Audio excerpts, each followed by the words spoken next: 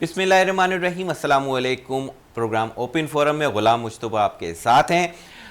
माहिरीन कहते हैं कि अगर आँख ज़ाया हो जाए या आँख से नज़र आना बंद हो जाए तो वो एक पर्सनल इशू है, यानी उस एक इंसान का इंडिविजुअल इशू है कि उसे नज़र नहीं आता। लेकिन अगर कान से सुनाई ना दे तो वो सोशल इशू बन जाता है। लेकिन चूँकि वो घर में कोई भी बात हो तो वो समझ नहीं पाता, कोई बात उसे समझानी हो तो भी बहुत सारे प्रॉब्लम्स आते हैं। सिर्फ घर में ही नहीं लेकिन ऑफिस में भी ये सारे इश्यूज़ आते हैं, कहीं कंपनी में काम हो रहा है तो वहाँ भी ये सारे इश्यूज़ आते हैं। तो इन सारे इश्यूज़ को सब्सक्राइब करने के लिए, उन सारी चीज़ों को चेक करने के लिए कैसे ये सारे इश्यूज़ हल होंगे, कैसे मसाइल ये हल हो सकते हैं, हमने दावत दी है अपने स्टूडियो में आज बहुत सीनियर माहिरीन को कि जो आपको ये सारे इश्यूज़ के बारे में बताएंगे। हमारे साथ मौजूद हैं चौधरी सरफराज अहमद साहब जो कि ऑडियो मेडिक्स कंपनी के CEO हैं, और जाहिद हफीज़ साहब हमारे साथ मौजूद हैं, ये भी सीनियर माहिर हैं इस हवाले से, मैनेजिंग डायरेक्टर हैं ये ऑडियो मेडिक्स कंपनी के। तो सर हम आगाज़ करते हैं, बजाय इसके कि मैं अपनी बात ज़्यादा आज करूं, आज मैं आप ही की बात से शुरू करूंगा कि जाहिद हफीज़ साहब से ये पूछना चाहता हूं कि सर ये बताएं कि जो ना सुनना या कम सुनना बीमारी है या आदत है? ये आदत नहीं है, ये बीमारी है। और इसमें बीमारी इस सेंस में हो जाती है कि जब देखें हम कम सुनने की वजह से लोगों से रिलेशंस कम करते हैं तो ये सोशल बीमारी हो जाती है। हम लोगों से बातचीत में बहुत पीछे रह जाते हैं, अपनी सोशल लाइफ में बहुत पीछे रह जाते हैं। हमारे घर वाले हमसे अच्छी तफसील से बात नहीं करते। ठीक है। तो जब एक सोशली हम बैकग्राउंड चले जाते हैं तो हमारी ज़िंदगी पे इसके बहुत बुरे असरात आते हैं। तो इसको हमें बीमारी से भी बढ़ के स्टेटस देना चाहिए। अच्छा। और इसको बहुत सीरियस लेना चाहिए ताकि हम नॉर्मल लाइफ में वापस आ सके। ठीक है, लेकिन अब आप ये देखें कि ये होता क्यों है? ये बीमारी के कोई सबब होते हैं, कोई वजह होती है या बस हो जाती है? ये बहुत सारी वजूहात हैं, बहुत सारी वजूहात हैं। बचपन में बच्चों को नज़ला, ज़ुकाम, गला ख़राब हो जाता है, उससे हेयरिंग मुतासर होती है बार बार। जिनको सेंसिटिविटी या गले की टॉन्सिल्स हो जाते हैं, एडिनॉइड्स हो जाते हैं, तो नाक कान गले के डॉक्टर से फौरी रुजू करना चाहिए ताकि बच्चों को वहीं पे हम बेहतर कर सकें। ठीक है। और जब ये काम बढ़ता जाता है तो बच्चों में एक फिर मुस्तकिल हेयरिंग लॉस की तरफ हम चले जाते हैं। अच्छा। उसमें फिर जो टीनेजर्स हैं, टीनेजर्स जब लाउड म्यूज़िक सुनते हैं, हैंड फ्री लगाते हैं, बहुत तेज़ आवाज़ें सुनते हैं, तो उससे उनके कान मुतासर होना शुरू हो जाते हैं। उसे नॉइस इंड्यूस हेयरिंग लॉस कहते हैं। ठीक है। तो उससे बचना चाहिए। कंफर्ट लेवल लाजमी रखना चाहिए ऑडियो सुनते हुए, और बहुत तेज़ आवाज़ नहीं होनी चाहिए। और जो बुज़ुर्ग हैं, एज फैक्टर भी हो सकता है, किसी मेडिसन का साइड इफ़ेक्ट भी हो सकता है जिससे हेयरिंग लॉस हो जाता है, या जिनके नाक कान गले सेंसिटिव होते हैं, मौसम तब्दील होते हैं, तो उसमें भी थोड़ी सी केयर करनी चाहिए। किसी को नाक कान गले की प्रॉब्लम ना आए, कोई एलर्जीज़ ना हो, डस्ट एलर्जी ना हो, ये चीज़ें सारी मद्देनज़र रखते हुए हमें केयर करनी चाहिए कि हम वो जो सीज़न चेंज हो रहा है, गर्मी से सर्दी और सर्दी से गर्मी, उसमें थोड़ी सी एक्स्ट्रा केयर करें चाहिए कि जो नज़ला जुकाम अगर ज़्यादा बढ़ जाए तो कम से कम किसी माहिर से कि एंटी स्पेशलिस्ट से कंसल्ट करना चाहिए। बिल्कुल लाजमी और जल्दी करना चाहिए, और अच्छे डॉक्टर्स से कंसल्ट करना चाहिए। एक दफ़ा हेयरिंग लॉस हो जाए तो फिर वो रिवर्सेबल नहीं होता।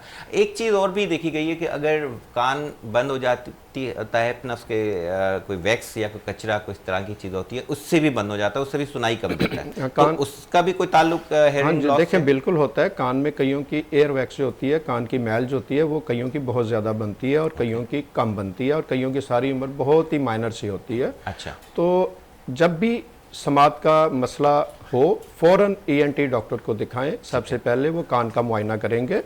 कान का मुआयना करके तो वो शुरू में ही देख लेंगे कि कान के पर्दे तक कोई रुकावट है, मैल है, कोई चीज़ है। ओके। तो वो फौरी उसका इलाज करेंगे तो वो ठीक हो जाएगी। ठीक है। तो ये बड़ा ज़रूरी है कि फौरी करें। एक तो ये चीज़ है कि देखें कान की जो समात जो मुतासिर होती है या ख़त्म हो जाती है, तो एक तो वजह ये होगा कि पर्दा फट जाता है। अगर कोई खुदा ना खास्ता कोई बीमारी से या किसी ने कोई गलती से कोई चीज़ें जो मोस्टली लोग अंदर इचिंग के लिए, खारिश के लिए वो लगाते रहते हैं, इससे भी फ़र्क पड़ता है। और एक तो ये मैं पूछूंगा कि इससे ये कैसे है और करना चाहिए नहीं करना चाहिए। दूसरा ये बताएं कि ये जो बिल्कुल बचपन में बॉर्न बेबीज़ हैं उनके भी हेयरिंग लॉस होता है, वो भी नहीं सुनते, तो उनके क्या कुदरती तौर पे पर्दा ही नहीं होता, क्या होता है? ये दोनों में ज़रा आप बताएंगे। पैदाइश के फ़ौरन बाद तो समात लाजमी चेक होनी चाहिए। ठीक है। जो पीड्स वाले हैं वो देखें कि कान में पर्दे तक कोई इशू तो नहीं है, कोई डिपॉजिट तो नहीं है, उसे साफ़ करें। उसके बाद बच्चे की हेयरिंग चेक होना इतना ज़्यादा ज़रूरी है जैसे हमारी वैक्सीनेशन होती है।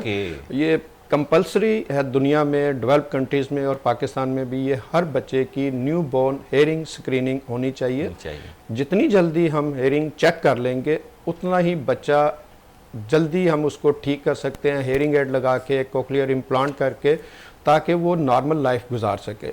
और हम बहुत लेट कर देते हैं जिसकी वजह से मसले होते हैं। दूसरी जो आपने पर्दे में सुराख वाली बात की है, तो जब बच्चे मिडल ईयर इन्फेक्शन, जिसके टॉन्सिल्स हैं, जिसके एडिनॉइड्स हैं, और वो गले में स्वेलिंग होती है, कान के अंदर जो पर्दे के पीछे वाला हिस्सा है वो ब्लॉक हो जाता है और वहाँ पे एयर स्पेस नहीं जाती, तो वो वहाँ पे लिक्विड डिपॉजिट हो जाते हैं, जिससे होता ही है कि इन्फेक्शन होती है और कई दफ़ा वो इतनी पेनफुल होती है और वो इतना प्रेशर होता है कि वो पर्दे को बस्ट करके पर्दे कान की तरफ से लिक्विड बाहर आ जाता है। तो इससे हेयरिंग लॉस के चांसेस हैं, समझ वो तो हो जाता है। हेयरिंग लॉस तो माइल्ड मॉडरेट हो जाता है, लेकिन माओं को ये चाहिए कि बच्चे की उस तकलीफ को फ़ौरन असेस करें और अच्छे डॉक्टर से उसकी ट्रीटमेंट कराएं और उसके बाद जो है ना उसकी रेगुलर नज़र रखें बच्चे के ऊपर कि उसको दोबारा ये मसला ना हो। ठीक है, ये बहुत ज़रूरी है। अच्छा सर, मैं चौधरी सरफराज साहब से भी कोई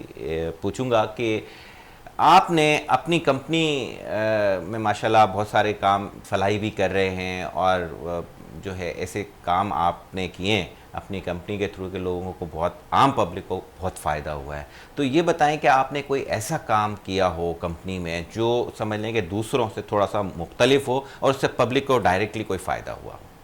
जी बिल्कुल सर, हमने इसमें ये काम किया कि हमने न्यू बॉर्न स्क्रीनिंग के ऊपर मुख्तलिफ हॉस्पिटल के साथ मिल के प्रोग्राम शुरू किए हैं, जिसमें हम न्यू बॉर्न स्क्रीनिंग करें, जिसमें जैसे बच्चा पैदा होता है तो उसका उसी वक्त हेयरिंग टेस्ट हो जाए कि उसकी हेयरिंग है या नहीं है। अच्छा, ठीक है। हम डिफरेंट हॉस्पिटल के साथ मिलके ये प्रोग्राम कर रहे हैं ताकि बच्चों का शुरू में ही पता चल जाए कि उसको हेयरिंग लॉस है कि नहीं है। ओके, यानी वो आम पब्लिक जिनके पास शायद अफोर्डेबिलिटी भी नहीं है चेक कराने की, तो आपने कोई ऐसा मैकेनिज्म बनाया कि फ्री ऑफ कॉस्ट या कम पैसों में हो जाए? जी एग्जैक्टली, हमने डिफरेंट हॉस्पिटल के साथ मिलकर ये प्रोग्राम चलाया कि उनके फ्री हेयरिंग टेस्ट हो जाए। फिर हमारे जैसे अपने क्लिनिक्स हैं तो वहाँ पे भी हम ये टेस्ट फ्री कर रहे हैं। जैसे कराची में शाहद भाई हैं, रेडियोलॉजिस्ट हैं, इनके सेंटर पे ये टेस्ट जो है वो फ्री होते हैं। इसी तरह लाहौर में भी हम अपने सेंटर्स पे ये फ्री हेयरिंग टेस्ट कर रहे हैं और डिफरेंट हॉस्पिटल के साथ हमारे प्रोग्राम चल रहे हैं कि वहाँ पे फ्री हेयरिंग स्क्रीनिंग होती है। ओके।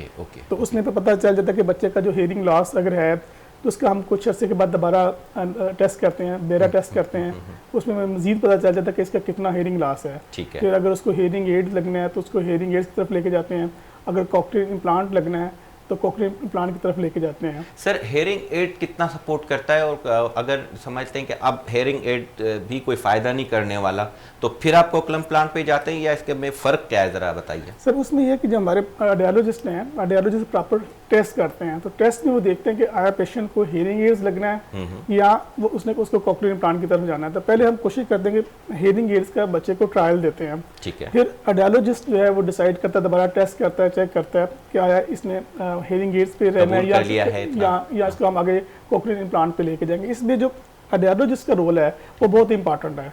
आप अपने प्रॉपर रेडियोलॉजिस्ट से राब्ता करें, वो अपनी प्रॉपर उससे असेसमेंट करवाएं। फिर वो रेडियोलॉजिस्ट जो है वो डिसाइड करेगा कि आपका बच्चे को कॉक्लियर इम्प्लांट की तरफ जाना है या उसने हेयरिंग एड की तरफ जाना है। मैं सिर्फ एक चीज़ एक और पूछना चाह रहा था कि अगर आपने डिसाइड कर लिया कि कॉक्लियर इम्प्लांट की तरफ जाना ही है जी, तो क्या वो हेयरिंग एड से अब काम नहीं चलता?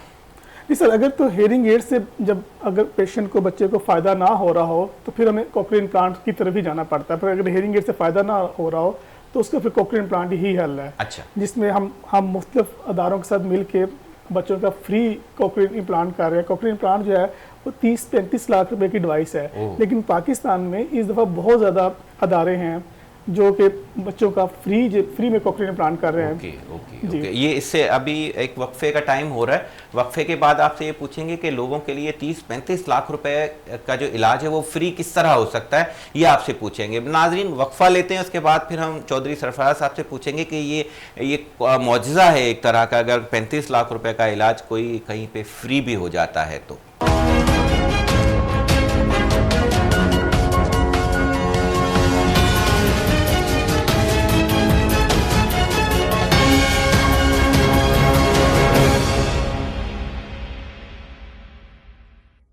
वेलकम बैक नाजरीन। सिलसिला जहाँ से हमने मुनक़ता किया था वक्फे की वजह से हम फिर दोबारा जोड़ते हैं, और चौधरी सरफराज साहब बता रहे थे कि 35 लाख तक का जो कोक्लम प्लांट है जो हम बच्चों को या बड़ों को लगाते हैं, जिससे हेयरिंग लॉस जो हो चुकी है वो वापस बहाल हो जाएगा और वापस बंदा सुन सकेगा। चौधरी साहब बड़ा ही एक बेहतरीन आपने बात अभी वक्फे से पहले हो रही थी कि ये 35 लाख रुपए ये कहाँ से जनरेट होते हैं, कौन देता है, और कैसे लोग आप तक पहुंचेंगे कि ये इस तरह उनका मसला हल हो सके?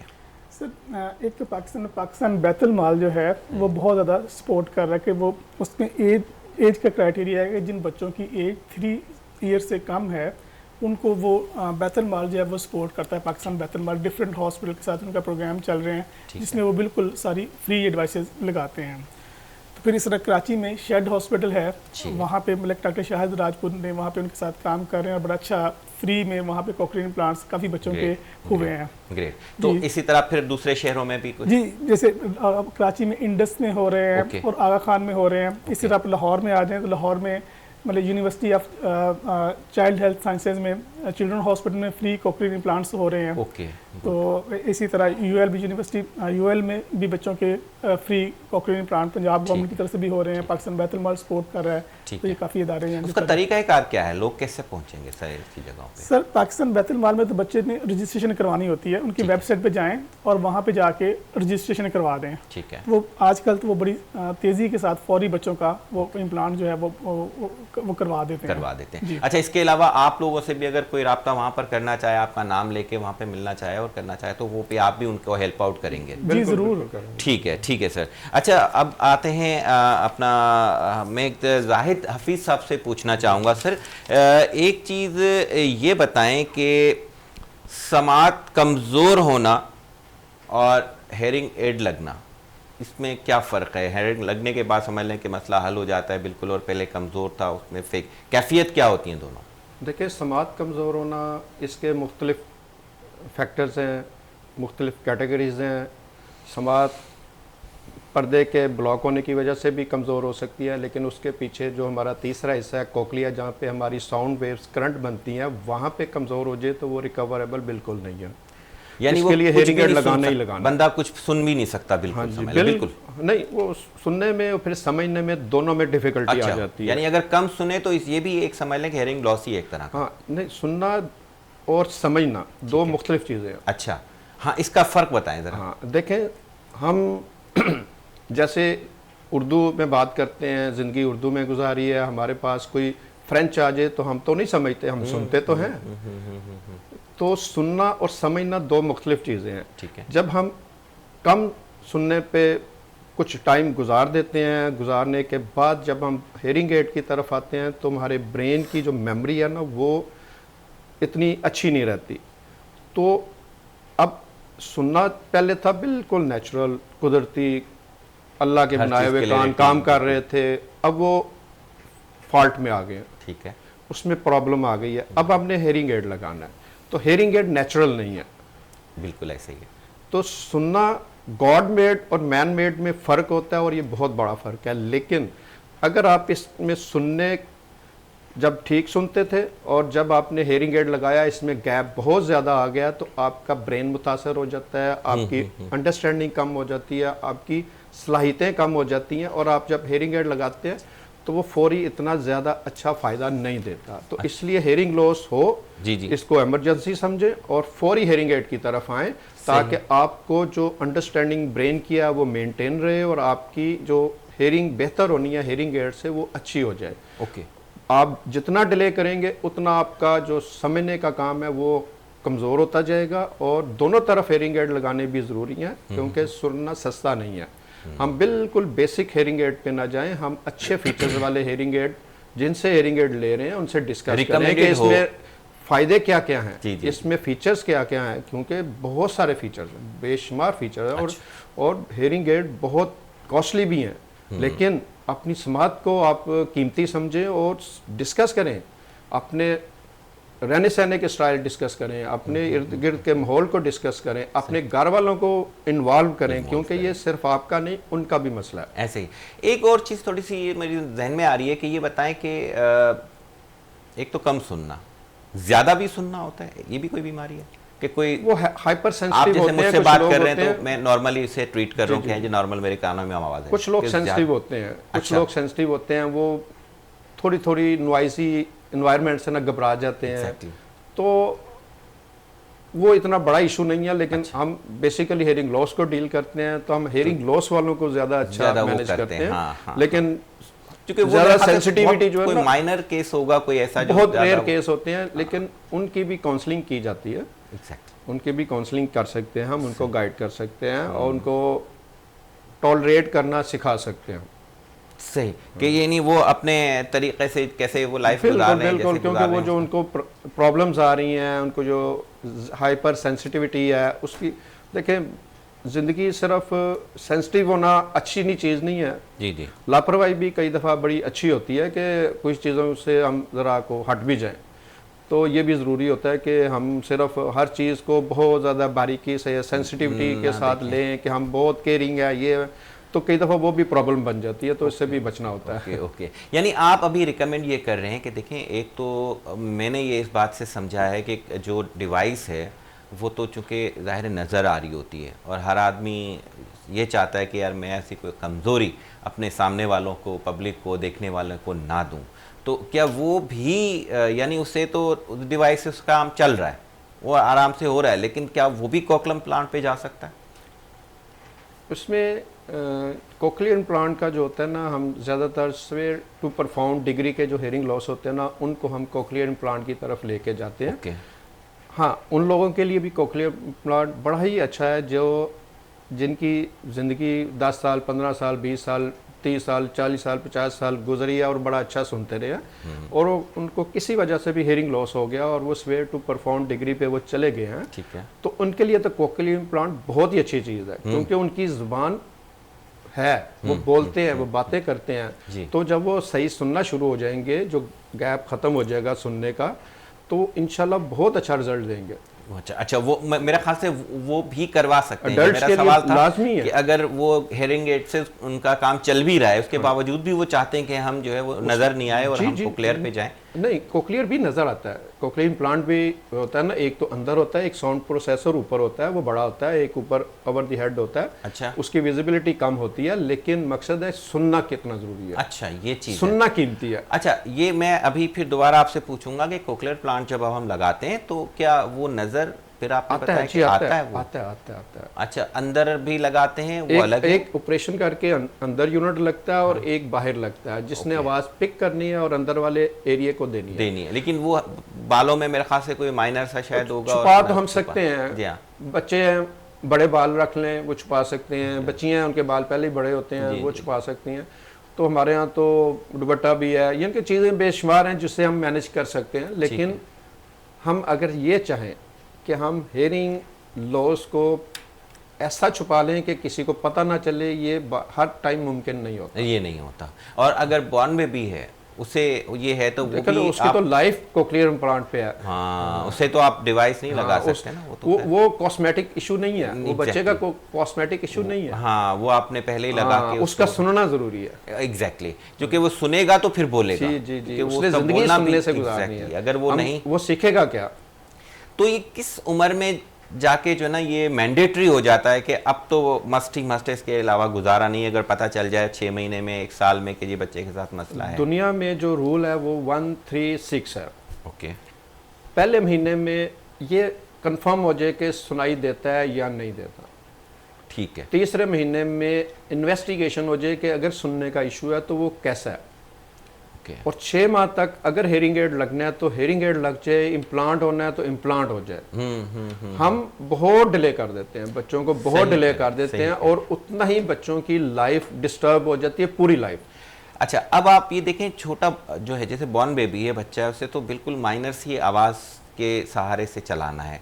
अब वो कैसे सेट होता है कि जी इसको अगर हेयरिंग एड भी लगाना है, अगर फिल वक्त अगर हेयरिंग एड पे चला रहे हैं हम अभी कोकलम पे बाद में जाएंगे, सर्जरी पे बाद में जाएंगे, तो ऐसी कोई डिवाइसेज हैं जो छोटे बच्चों के काम की हो कि ज़्यादा उसे जो है वो मुतासिर ना करे अंदर चीज़ों को, कैसे पता लगता है? बड़ा तो बता देता है। जी जी, उसमें देखें हमारे पास जो हेयरिंग असेसमेंट आती है, उनकी हेयरिंग रिपोर्ट आती है, वो हम हेयरिंग रिपोर्ट जो है लैपटॉप में सॉफ्टवेयर में फीड करते हैं। सॉफ्टवेयर से हम हेयरिंग अटैच करके तो हम वही लेवल सुनने के हेयरिंग एड में ट्रांसफ़र करते हैं जो बच्चे की हेयरिंग लॉस है। ओके। वो फिर हेयरिंग एड वैसे ही काम करता है जैसी उसकी जरूरत, जैसे नेचुरली ज्यादातर, नेचुरल तो नहीं, देखिए वो एक अलग चीज है, लेकिन लगभग नेचुरल के वो कर सकते हैं, लेकिन ये यकीन होता है कि ये डैमेज नहीं करेगी। डैमेज नहीं, ये बेसिकली हेल्प है, तो हेल्प कंफर्ट लेवल पे हो। और हेयरिंग एड लगाना, कोक्लियर इम्प्लांट लगाना, ये सुबह से रात तक है, जब तक आप जाग रहे हैं। तो 10 घंटे, 12 घंटे, 15 घंटे जब हमने एक चीज़ यूज़ करनी है तो वो कंफर्टेबल होनी चाहिए। एग्जैक्टली ऐसा ही, वो इरिटेटिंग तो नहीं होनी चाहिए। सही कहा सर। आपका बहुत शुक्रिया जाहिद हफीज़ साहब भी और चौधरी सरफराज अहमद, आप लाहौर से हमारे पास आए कराची, और आपने बहुत मुफीद मालूमात भी दी, और जो वहाँ के लोग हैं हम उम्मीद करते हैं कि वो भी समझ चुके होंगे बात को, और आपसे भी रब्ता करेंगे, और जो मुख्तलिफ अस्पताल आपने बताए वहाँ भी वो इस्तेफादा कर सकते हैं अपनी जो आपके हैं सहूलतें हैं। तो नाज़रीन, प्रोग्राम का वक्त अब इख्तिताम को पहुंच रहा है, और नेक्स्ट दफ़ा कोई अच्छे टॉपिक के साथ दोबारा आपके सामने हाजिर होंगे। तब तक के लिए इजाज़त दीजिए। अल्लाह निगहबान।